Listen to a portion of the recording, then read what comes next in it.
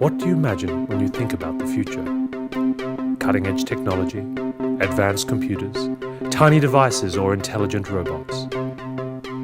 Have you ever considered that the most disruptive forces shaping tomorrow are in fact none of those things, but rather something far more familiar?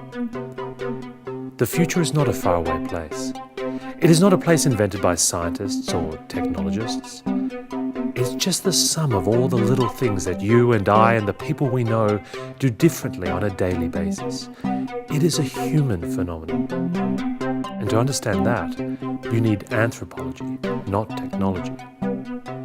I've travelled a long way trying to understand how consumer behaviour shapes the future. It has taken me from sophisticated supercities and advanced R&D labs to chaotic emerging markets and the frontiers of new urban developments. But in all the places I've been, one thing always seems to stay the same. As interesting as it is when things change, the real magic happens when people do.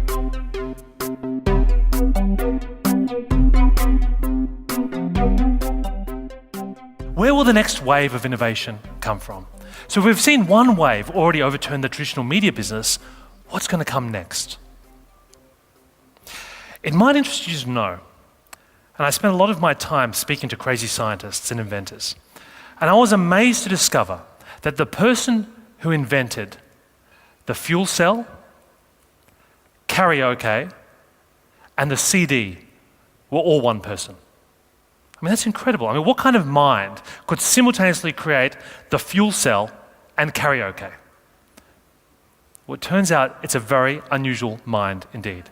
It's a guy called Professor Nakamatsu, famous for thinking up his best ideas while holding his breath at the bottom of a swimming pool. Too much oxygen, that's very bad for brain. On the other hand, if shortage of oxygen, brain feels it, then brain maximum activities, 0.5 seconds before death.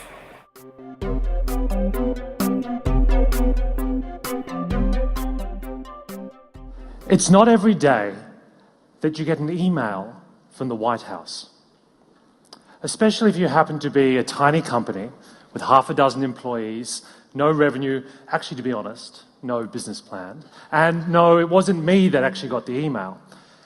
I'm, of course, talking about one of the founders of Twitter. And if you cast your mind back to about June last year, when one of the co-founders of Twitter was sitting down on a Saturday morning, having his cup of coffee, turns on his computer, and there it was, the email. Shocking. But even more shocking was the next line. We've been reading your blog. We noticed that you plan to go offline next Tuesday. Do you mind delaying it for a couple of weeks? He was astonished. What could possibly have got the State Department so interested in his maintenance schedule? Well, the answer was actually thousands of kilometres away, where something extraordinary was already starting to take place. You see, the Iran elections had just started, and they'd been widely known to be rigged. But this year, rather than just protest in the normal ways, the people of Iran were gathering together, collaborating on Twitter, using Twitter to circumvent the censorship of the government, the controls of the media. It seemed like an extraordinary moment for democracy and the potential of the internet to change the world and make it free. But I'm here to tell you the story's a little bit more complicated than that. You see, we're moving into a new era. It's an era where the platforms of the world are not just controlled by the West Coast of America. They're controlled by countries that we can't even imagine. In a sense, there are two internets rising. The internet of the West and the internet of what I'm going to tell you about today, the divergence. And these two internets and the conflict between them will shape the web that we know. Because the web that you thought you knew actually never really existed. But today, ladies and gentlemen, I'd like to tell you the story of its future.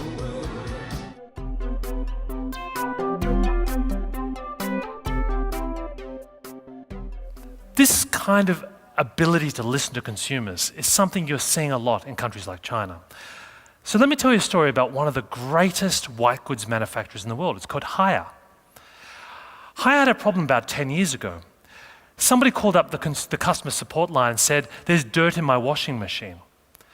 The technician thought this was very strange, so he went out to this little village and he started to investigate.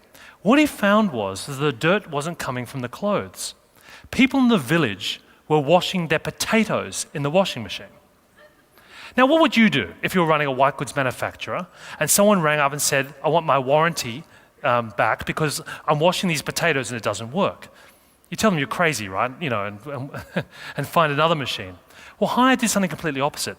They reinvented the machine to be more effective at washing potatoes. Think about that.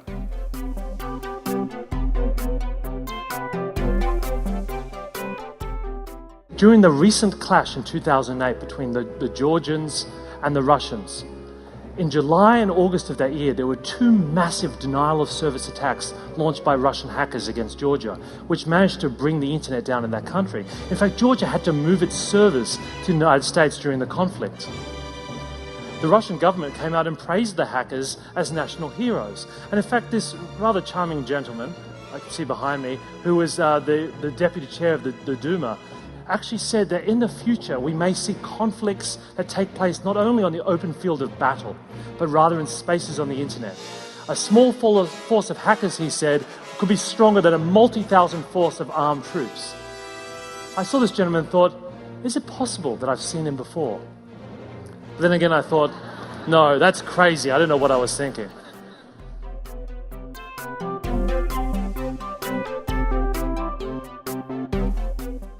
When you take those four forces together, there's no doubt we're moving into a new world. A world with a generation who've grown up never knowing a world without the web. They're a living challenge to all of us to rethink the basic principles of business. So I'd encourage all of you to seize this opportunity, to think big, to think new, but most importantly, to think quick. Because if there's one thing I can tell you with absolute certainty, it is this: the future is now.